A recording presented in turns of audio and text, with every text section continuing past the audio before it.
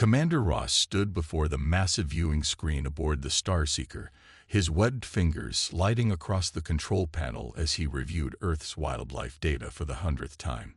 His large, silver eyes blinked slowly as images of various Earth creatures flickered before him. The gentle blue glow of the screen reflected off his pale, almost translucent skin, a common trait among his aquatic species. "Commander, you're going to love this." Dr. Walker burst into the observation deck, his gill flaps fluttering with excitement.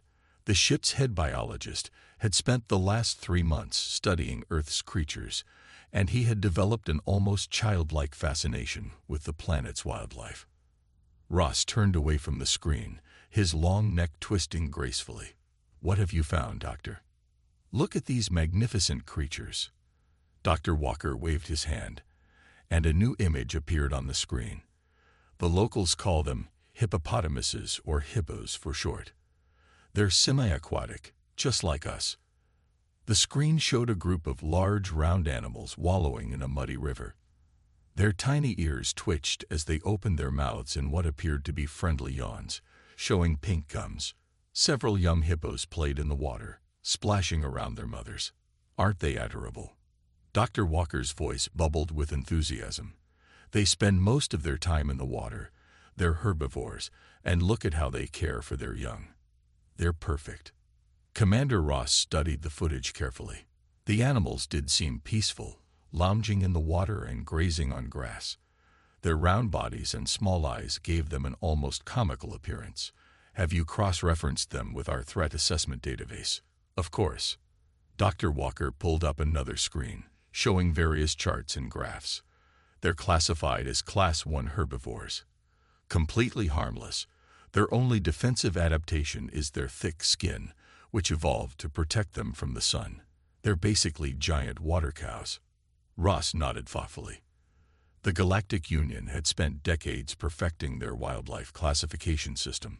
A Class 1 designation meant the species posed no threat to advanced civilizations. It was the same classification they gave to Earth's rabbits and deer. "What about their behavior patterns?" Ross asked, still watching the footage of the hippos sleeping peacefully in the water. "They're social creatures, living in groups called pods," Dr. Walker explained, pulling up more data. "They spend their days resting in the water to stay cool and their nights grazing on grass. The most aggressive behavior we've observed is some mild pushing during mating season, but nothing concerning." The commander's assistant, Officer Reed, entered the observation deck with the day's reports. Her fins rustled softly as she moved.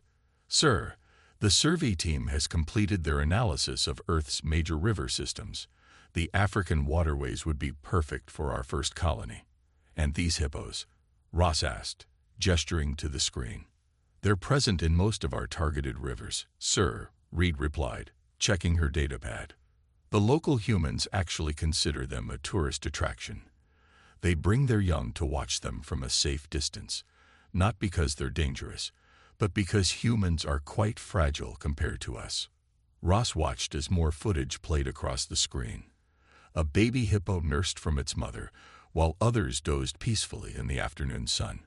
Their rotund bodies and tiny legs made them look almost comical.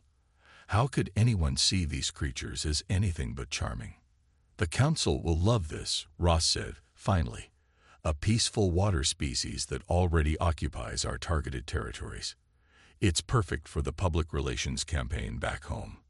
Dr. Walker could barely contain his excitement.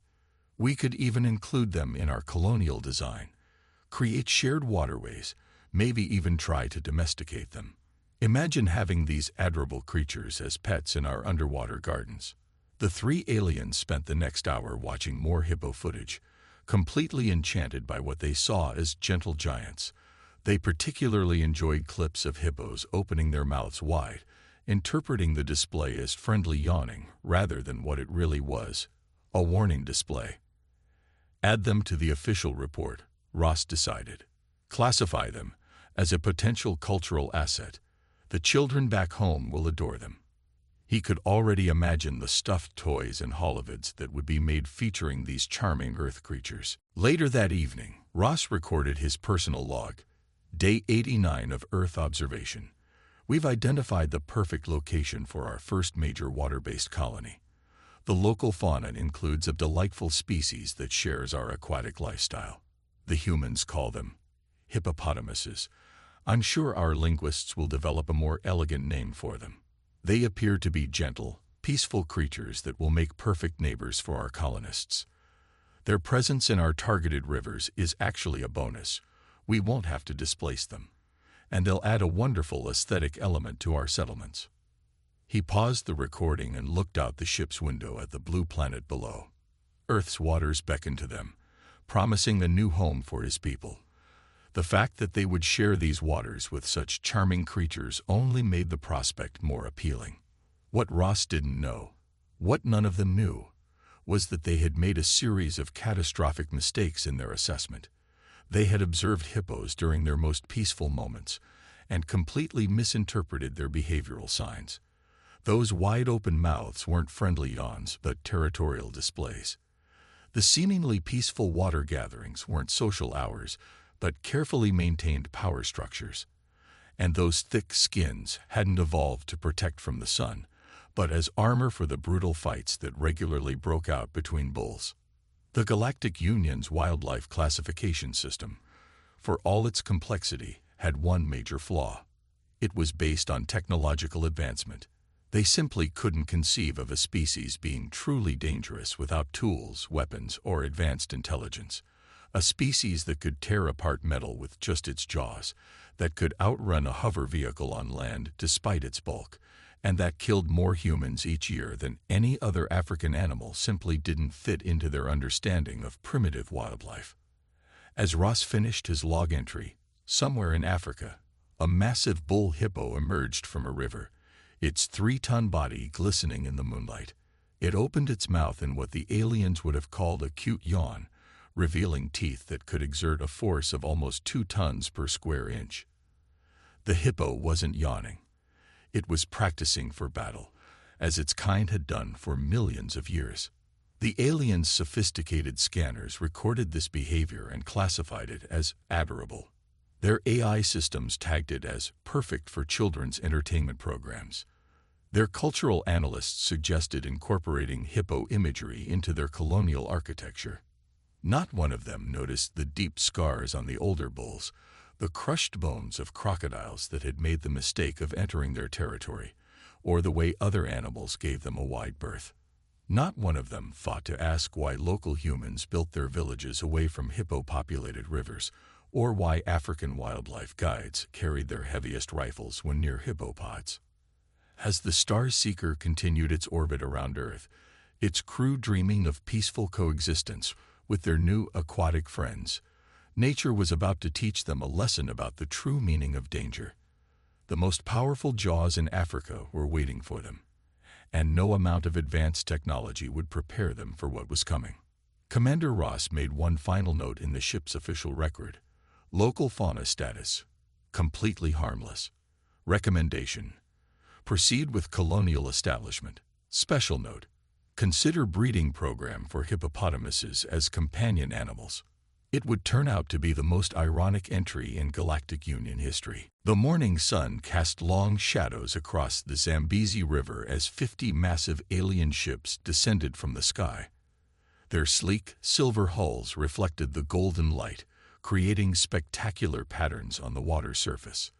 Local wildlife officials watched from a safe distance, their radios crackling with urgent messages from various government agencies. Tom Wilson, the head ranger of the region, grabbed his binoculars and focused on the largest ship. His hands were steady, but his voice trembled slightly as he spoke into his radio. They're landing right in the middle of the hippo territory, right in the bloody middle of it. The alien ships, designed for water landings, settled gracefully onto the river's surface. Their hulls, made of what the aliens called indestructible neosteel, barely disturbed the water. Small waves lapped against the shores, where a pod of hippos watched with unusual interest. Inside the command ship, Commander Ross supervised the landing operations. Perfect positioning, he said, his webbed fingers dancing across the control panel. Begin deployment of the floating platforms. Dr. Walker could hardly contain his excitement. "Commander, look, our new neighbors are already coming to greet us." He pointed at the group of hippos that had begun moving toward the ships. Their small ears twitched forward with curiosity. "Deploy the welcome team," Ross ordered. "Remember the protocols. No sudden movements. Maintain a friendly posture. And begin the bonding process as we discussed." The first team of aliens emerged onto their newly deployed floating platform. They wore what they considered to be light protection suits, mainly designed to help them breathe both in and out of water. Their technology had advanced so far beyond physical combat that they hadn't bothered with actual armor in centuries. Officer Reed led the welcome team, carrying what they called peace offerings, large bundles of specially prepared vegetation that their research suggested would appeal to the hippos. She moved to the edge of the platform, her silver eyes wide with wonder as she watched the massive animals approach. Back on shore, Tom Wilson was frantically trying to get someone to listen to him. "You don't understand," he argued into his radio. "Those hippos aren't being friendly. They're investigating a threat to their territory."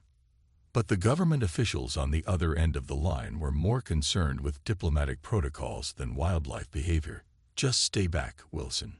The aliens have assured us they've studied Earth's wildlife extensively." The first hippo, a massive bull weighing over 3 tons, approached the floating platform. Officer Reed cooed at what she thought was an adorable animal coming to make friends. "Look at its tiny ears. And those sweet little eyes." She held out a bundle of vegetation, completely misinterpreting the hippo's wide-open mouth as excitement for the food rather than the warning display it actually was. From his observation point, Tom whispered to himself, "Don't do it. Don't get any closer to that bull." But the aliens, in their enthusiasm, had made another critical mistake in their research.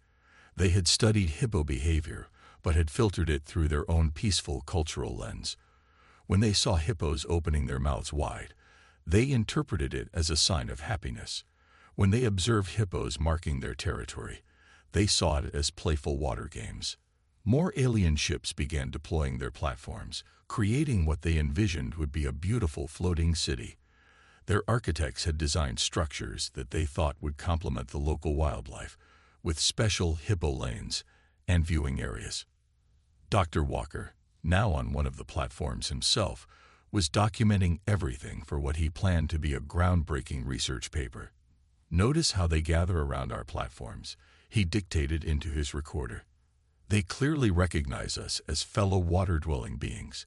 This is a historic moment in interspecies cooperation." The reality was far different. The hippos were gathering because the aliens had inadvertently placed their landing platforms right in the middle of several hippopods' territories. The bulls were not coming to make friends. They were coming to address what they saw as an invasion of their space. Tom Wilson watched in horror as more aliens emerged onto their platforms, completely oblivious to the growing tension in the water. He'd spent 20 years studying hippo behavior, and he knew exactly what was about to happen. The way the bulls were positioning themselves, the unusual silence from the pod, the slight ripples in the water indicating submerged hippos moving into position. All of these were clear warning signs to anyone who knew what to look for. Commander Ross's voice echoed across the water from the ship's communication systems. "This is a momentous day for both our species. We look forward to peaceful coexistence with Earth's charming aquatic life forms." At that exact moment, the first hippo bull decided it had seen enough of these strange creatures in its territory. It submerged briefly, a move that the alien sensors interpreted as playful diving behavior. Their sensors were still reporting this when the bull surfaced right next to one of the floating platforms, jaws open wide enough to swallow an alien whole. Officer Reed, still holding her bundle of vegetation, barely had time to register that something was wrong before the platform beneath her feet shuddered. The bull's massive jaws had clamped onto the edge of what the aliens had assured everyone was an indestructible structure. The sound of twisting metal filled the air, followed by the surprised screams of aliens who had never imagined that a primitive Earth creature could damage their advanced technology. The hippo's jaws, capable of exerting more force than the alien ships could withstand, began crushing the platform's edge like it was made of paper. Dr. Walker, watching from a nearby platform, was still trying to maintain his scientific objectivity. "Fascinating," he exclaimed, recording frantically. "They appear to be more physically capable than our initial study suggested. Perhaps this is some form of strength display meant to." His words were cut off as more hippos began surfacing around the platforms. The bulls, already territorial by nature, had decided that these strange floating things and their odd occupants needed to go. Now, Tom Wilson finally got through to someone who would listen: the regional military commander. "You need to get those aliens out of there right now," he urged. "Those hippos aren't playing. They're about to defend their territory, and trust me, you don't want to see what happens next." But it was too late. The aliens' first attempt at establishing a water colony on Earth was about to become a lesson in why you should always listen to local wildlife experts. As the sun climbed higher in the sky, the sound of twisting metal and alien screams echoed across the Zambezi River, marking the beginning of what would become known in Galactic Union history as the Great Hippo Miscalculation. Commander Ross, watching from his ship as chaos erupted below, made one final entry in the ship's log: "Emergency alert. Local fauna displaying unexpected aggressive tendencies.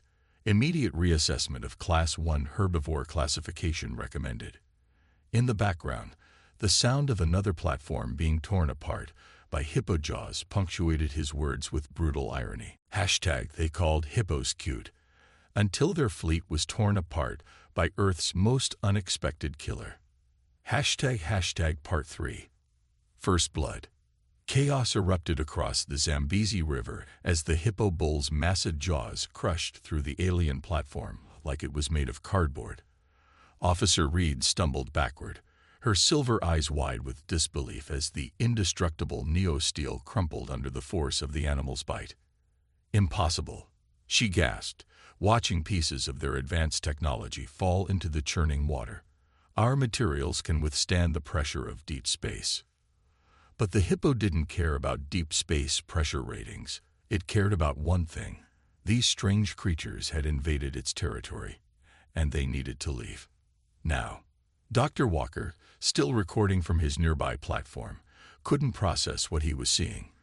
"This defies all our research. The bite force readings must be off the charts."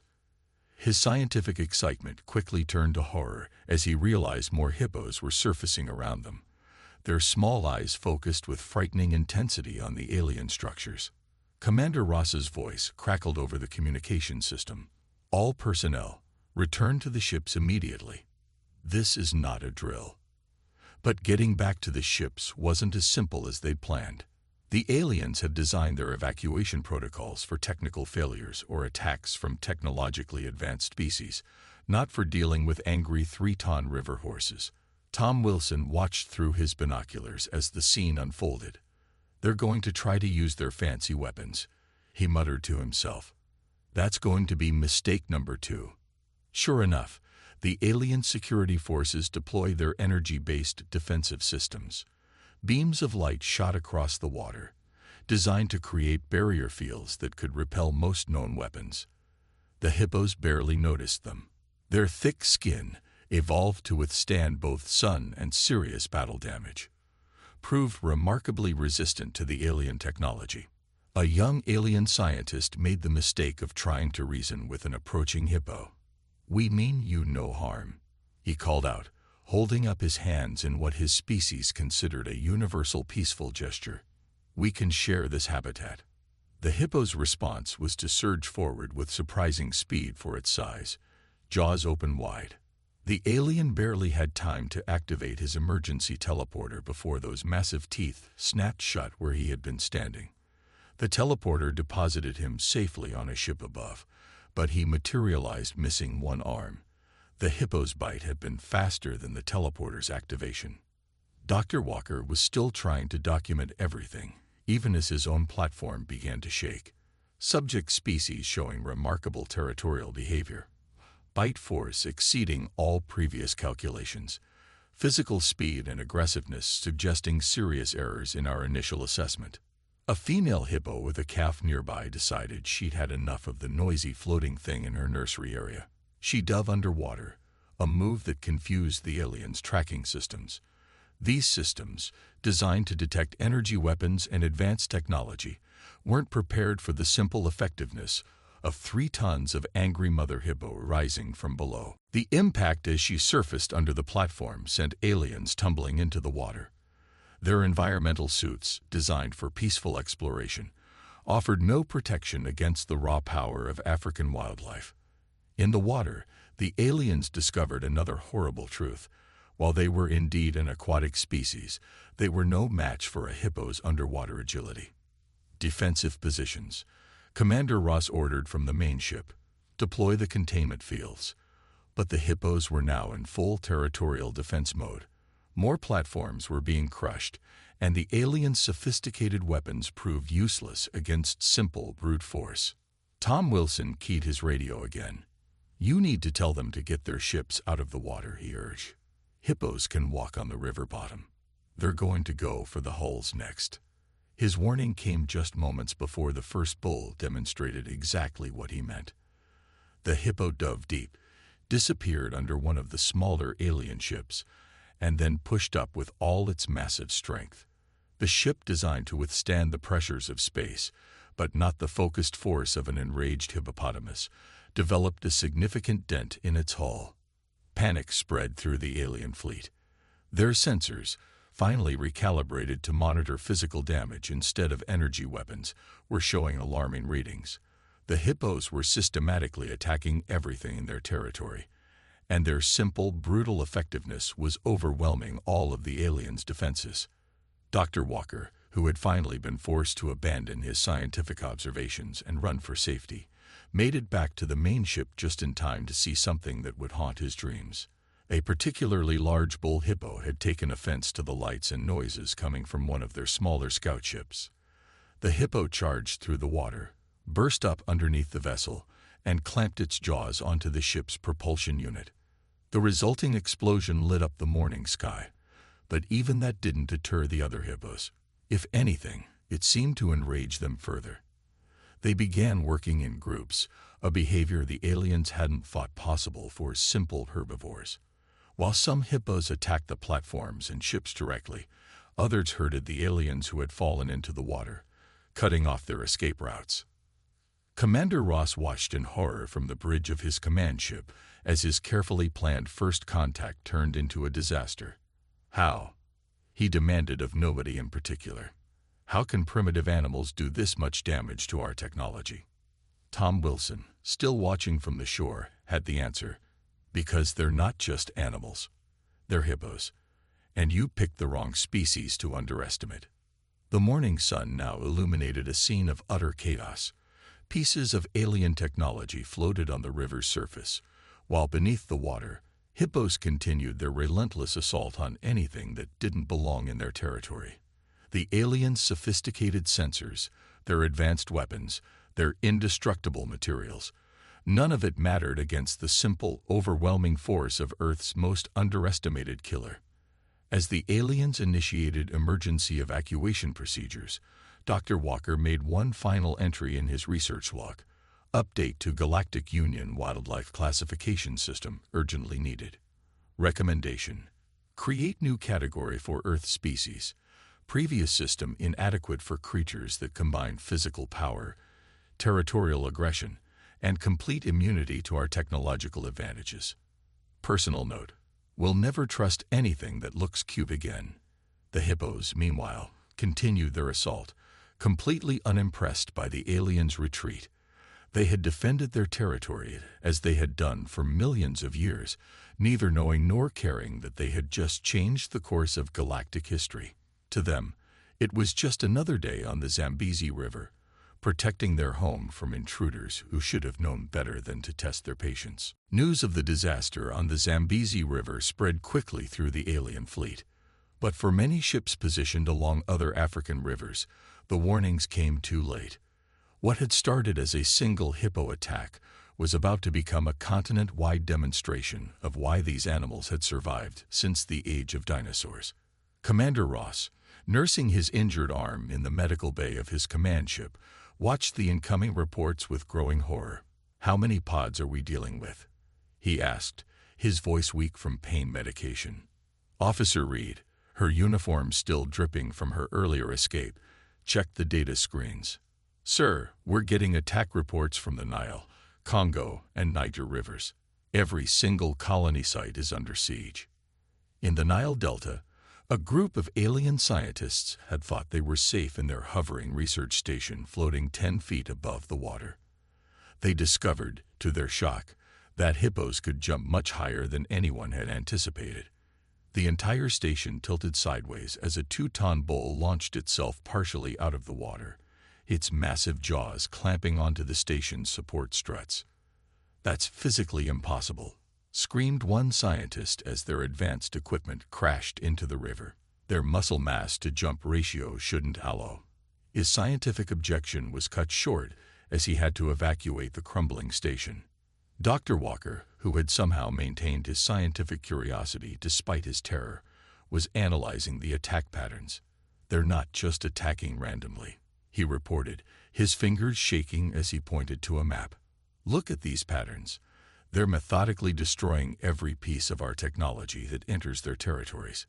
It's like they're following some sort of battle plan." Tom Wilson's voice crackled over their communication system. The aliens had finally decided to listen to the human expert, though much too late. Hippos have been defending their territories for millions of years. They know exactly what they're doing. The alien fleet's defensive coordinator attempted to adapt their strategies. They deployed sonic weapons designed to disorient advanced species, only to find that the hippos either ignored them completely or became even more aggressive. They tried creating electric barriers in the water, but the hippos simply walked along the riverbed underneath them. "Nothing's working." The defensive coordinator shouted into the fleet-wide channel. "These creatures are immune to every non-lethal weapon in our arsenal." Commander Ross, watching another scout ship being torn apart by a group of hippos, made a difficult decision. "Authorization granted for lethal force," he announced grimly. "Deploy the plasma cannons." But even this desperate measure proved futile. The hippos' thick skin, combined with their mostly submerged positions, made them incredibly difficult targets. The few direct hits they managed only seemed to enrage the animals further. One particularly massive bull, sporting a plasma burn across its back, responded by demolishing 3 ships in quick succession. In the Congo River, an alien survey team discovered another terrifying aspect of hippo behavior. They had set up what they thought was a safe observation post half a mile from the water, not knowing that hippos regularly traveled that far inland to feed. The team's first warning was the sound of vegetation being crushed under enormous feet, followed by the sight of several tons of angry hippo charging at them at speeds of up to 20 miles per hour. "They can run," screamed one alien observer as they abandoned their equipment and fled. Nobody said they could run. Tom Wilson's voice came over the radio again, now unable to hide a hint of satisfaction. "Hippos can outrun humans on land. Did nobody bother to read the wildlife guides we sent you?" The aliens' sophisticated battle computers, programmed to counter everything from energy weapons to antimatter bombs, were rendered useless by the simple, brutal efficiency of the hippo attacks. These machines could calculate the trajectory of a fusion torpedo or predict the pattern of a quantum strike, but they had no defense against 3 tons of muscle and teeth, simply crushing through their hulls. Dr. Walker, who had moved his observation post to what he hoped was a safe distance, continued his scientific documentation. Day 2 of the crisis. Our entire defense strategy, based on repelling technologically advanced threats, has proved completely ineffective against pure primal aggression.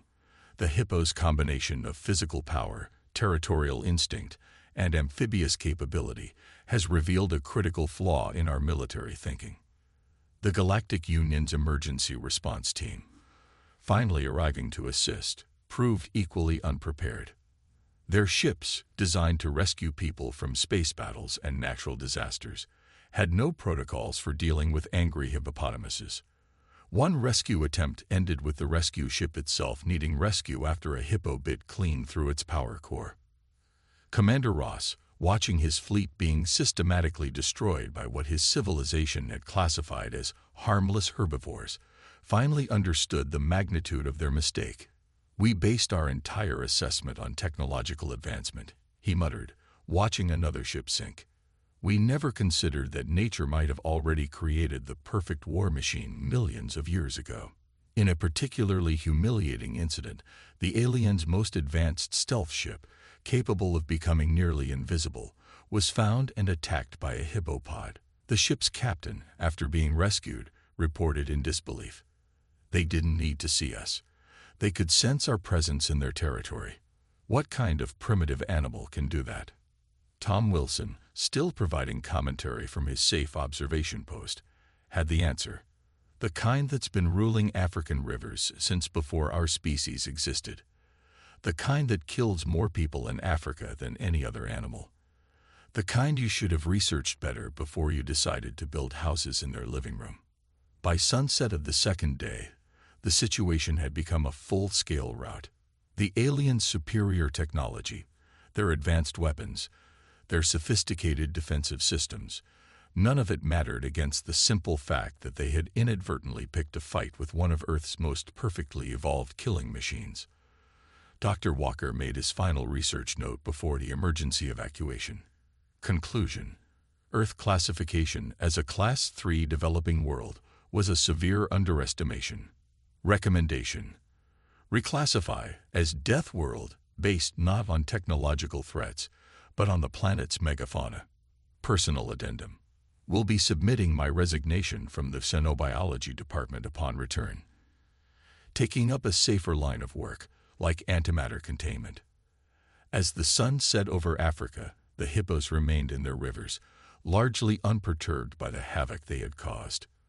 They had defended their territory, as they had done for millions of years, completely unaware that they had just changed their planet's status in the galactic community. To them, it had been nothing more than a territorial dispute, no different from chasing away an overconfident crocodile or an unwary elephant. In the end, it wasn't humanity's technology or military might that protected Earth from its first alien invasion attempt. It was the simple fact that millions of years of evolution had produced something far more terrifying than any alien weapon: the common hippopotamus.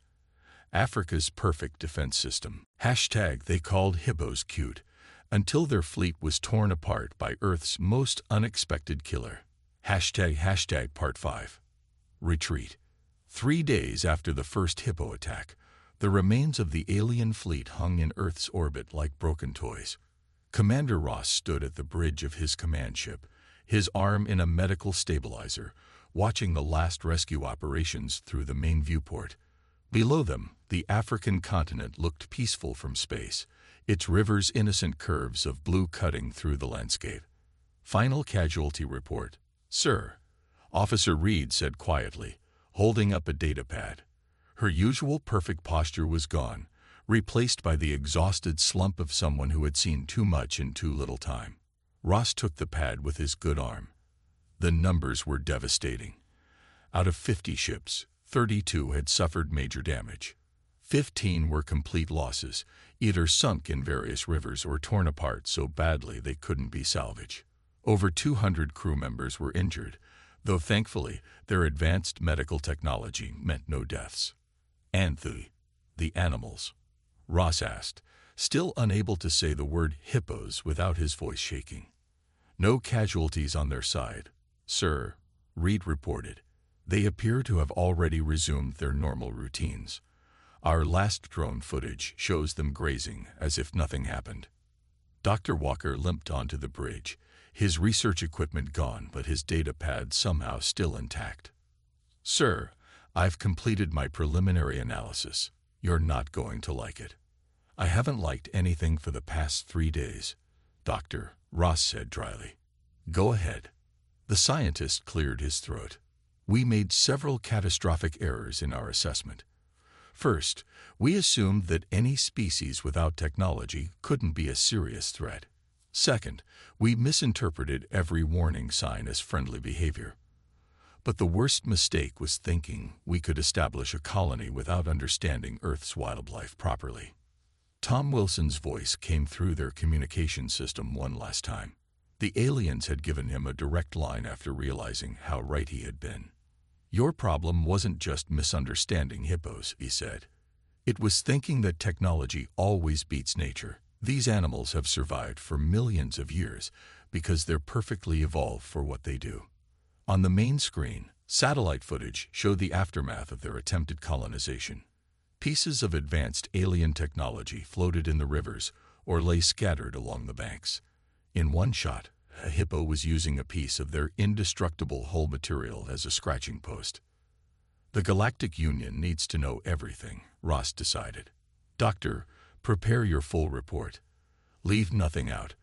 Other worlds need to understand what we learned here. Dr. Walker nodded and began dictating. Official report on Earth expedition failure. Section 1. Revision of wildlife assessment protocols. Previous assumption that technological advancement indicates species threat level proven dangerously incorrect. Recommendation. Create new classification system that accounts for physical capabilities, territorial behavior, and natural weapons. In the medical bay, injured crew members shared their stories. One engineer described how a hippo had caught up with him, despite his powered running suit. A security officer showed off the teeth marks in her unbreakable armor. Each story added to the growing legend of Earth's most unexpected defenders. The aliens' most advanced AI systems were still trying to process what had happened. Their combat computers, designed to learn from every encounter, were struggling to create effective countermeasures against what was essentially a very large, very angry water horse with teeth that could crush steel. "Sir," Officer Reed called out, "the Galactic Union Council is requesting a direct conference." Commander Ross straightened his uniform as best he could with one arm and nodded. The holographic projection filled the bridge, showing the concerned faces of the Union's leadership. "Explain," said the council leader simply. Ross took a deep breath. "Honored Council, we have discovered that our understanding of Earth was fundamentally flawed. We were not defeated by their technology, their military, or their governments. We were defeated by their wildlife. Specifically, by a species we had classified as a harmless herbivore." He played the footage of their defeat. The council watched in stunned silence as ships worth billions of credits were torn apart by animals that didn't even have opposable thumbs. They saw sophisticated weapons rendered useless against thick skin and territorial rage. They witnessed the complete failure of their technological superiority against simple, brutal nature. "This changes everything," the council leader said finally. "Our entire expansion strategy is based on technological advancement as a measure of threat. If Earth has multiple species like this—" "That's just it, honored leader," Dr. Walker interrupted, forgetting protocol in his scientific excitement. "The hippopotamuses aren't even their most dangerous animals. They have creatures called honey badgers that—" He stopped as he noticed several council members turning pale. Tom Wilson's voice came through one last time. "If you folks ever decide to try again, maybe start with a nice desert region.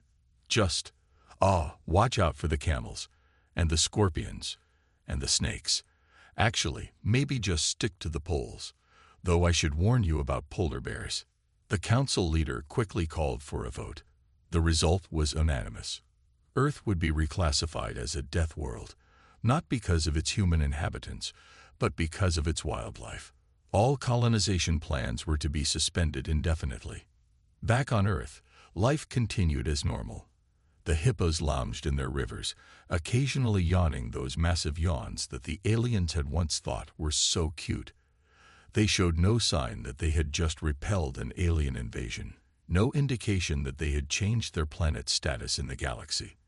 They simply continued doing what they had done for millions of years, defending their territory against anything foolish enough to challenge them. Commander Ross made his final log entry before the fleet jumped to hyperspace. End mission report. Primary colonization objective. Failed. Secondary objective of scientific research. Succeeded, at great cost. Final recommendation. Any future contact with Earth should be conducted through their governments, preferably from orbit, and under no circumstances should we ever again underestimate their wildlife. Personal addendum. I will never look at a zoo the same way again. As the alien fleet disappeared into hyperspace, Dr. Walker added one last note to his research files. In conclusion, Earth's hippopotamuses represent a perfect example of why technological advancement alone cannot measure species threat levels. Their combination of physical power, territorial aggression, and amphibious capability makes them more dangerous than many civilizations with interstellar travel. They don't need energy weapons or force fields. Evolution gave them everything they need to defend their territory against any threat, including, as we learn to our great cost, visitors from the stars. Tom Wilson, watching the ships vanish from Earth's sky, made his own final report to his superiors. Alien threat neutralized. No human intervention required. Hippos handled it. Yes, really. No, I'm not drinking. Can we please update our wildlife warning pamphlets for any future alien visitors? I suggest starting with the phrase, "Don't let the cute faces fool you." The sun set over Africa's rivers one last time on the Great Hippo War, as some humans were already calling it. The hippos neither knew nor cared about their new status as Earth's first line of defense against alien invasion. They simply continued their lives, watching over their territories with those deceptively gentle eyes, ready as always to remind anyone, human, alien, or otherwise, why they had survived since the dawn of time. In the end, it wasn't advanced technology, clever strategies, or sophisticated weapons that protected Earth. It was simply the fact that evolution had already created the perfect guardian. 3 tons of territorial attitude with jaws strong enough to crush alien ships like toys. The galaxy would never again make the mistake of thinking Earth was defenseless. After all, any planet whose cute animals could defeat a space fleet was definitely not to be trifled with.